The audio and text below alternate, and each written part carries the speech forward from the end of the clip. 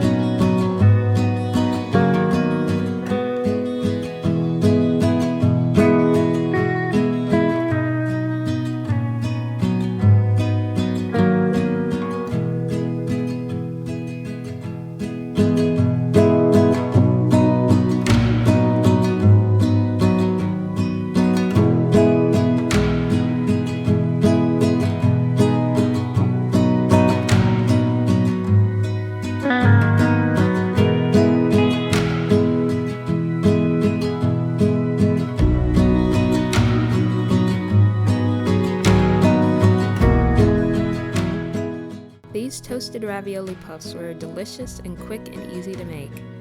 They make a really good appetizer or snack. As always, the links to the recipes will be in the description down below.